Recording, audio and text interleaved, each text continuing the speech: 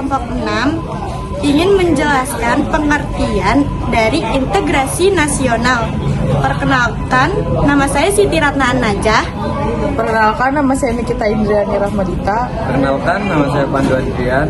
Perkenalkan, nama saya Nindya Kaila. Perkenalkan, nama saya Fatur Rahman Bayu Subaidillah. Jadi, pertama-tama di sini saya akan menjelaskan tentang pengertian integrasi nasional. Secara etimologis, integrasi nasional berasal dari dua kata. Yang pertama, integrasi yang berarti penyatuan atau pembauran hingga menjadi kesatuan yang utuh. Yang kedua, nasional yang berarti bangsa. Secara terminologis, integrasi nasional adalah proses persatuan berbagai kelompok sosial budaya ke dalam satu kesatuan wilayah dan pembentukan suatu identitas nasional. Yang kedua, ada jenis-jenis integrasi. Menurut para ahli, salah satunya Meiran Weiner, integrasi dapat dibagi menjadi beberapa jenis. Yang pertama, ada integrasi bangsa, yaitu proses penyatuan berbagai kelompok budaya dan sosial ke dalam satu kesatuan wilayah dan pembentukan identitas nasional. Yang kedua, integrasi wilayah, yaitu pembentukan otoritas kekuasaan nasional pusat di atas unit-unit sosial yang lebih kecil. Yang ketiga, integrasi nilai. Adanya kesepakatan terhadap nilai-nilai inti yang diperlukan untuk memelihara tertib sosial. Yang keempat, integrasi elit massa, yaitu menghubungkan antara pemerintah elit dengan yang diperintah massa untuk memperkecil dimensi konflik. Yang terakhir, ada integrasi perilaku, yaitu kemampuan orang-orang di dalam masyarakat untuk bekerja sama demi mencapai tujuan bersama. Yang ketiga, pentingnya integrasi nasional bagi Indonesia. Indonesia adalah negara yang sangat plural atau beragam, baik dari suku, agama, ras maupun antar golongan atau sara. Tanpa ada integrasi yang kuat, potensinya terjadi disintegrasi atau perpecahan sangat besar. Untuk menjaga integrasi nasional diperlukan yang pertama, menjaga kedaulatan NKRI dari ancaman internal maupun eksternal. Kedua, membangun keselarasan hidup di tengah masyarakat yang majemuk. Ketiga, mempercepat pencapaian tujuan dan cita-cita nasional. 4. Faktor penentu integrasi nasional. Berikut adalah faktor-faktor yang mempengaruhi keberhasilan integrasi di suatu negara. Yang pertama, faktor pendorong atau integratif. Faktor penghambat disintegratif. Adanya rasa senasib dan perjuangan atau sejarah masa lalu. Masyarakat Indonesia yang sangat heterogen, beragam tanpa pola pembinaan yang tepat. Adanya ideologi bangsa atau Pancasila dan semboyan Bhinneka Tunggal Ika.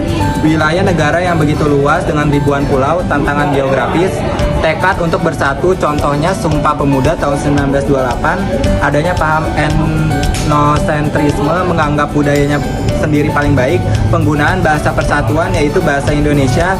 Terus ada ketimpangan pembangunan dan ketidakadilan ekonomi yang memicu kecemburuan sosial. Kelima, ada tantangan dan ancaman integrasi nasional.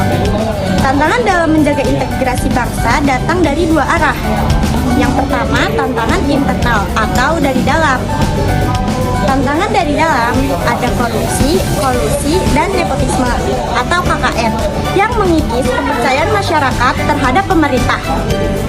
Kedua, ada konflik horizontal, gesekan antar kelompok masyarakat karena isu sara atau politik.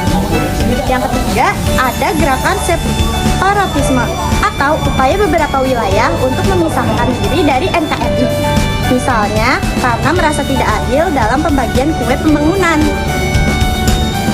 Yang kedua, ada tantangan eksternal atau dari luar. Contohnya itu globalisasi dan ideologi asing, yaitu masuknya paham ekstremisme, radikalisme, atau liberalisme yang tidak sesuai dengan nilai Pancasila. Yang kedua, ada kejahatan lintas negara atau cybercrime, penyelundupan narkoba, dan intervensi politik dari negara asing. Yang keenam, ada strategi dan upaya menjaga integrasi nasional. Untuk mempertahankan integrasi bangsa diperlukan langkah-langkah konkret.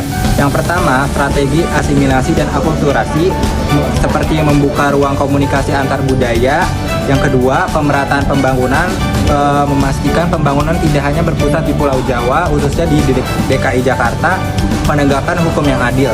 Hukum tidak boleh tajam ke bawah atau tumpul ke atas. Yang keempat, pendidikan karakter dan kewarganegaraan, menanamkan nilai-nilai bela negara, toleransi, dan Pancasila.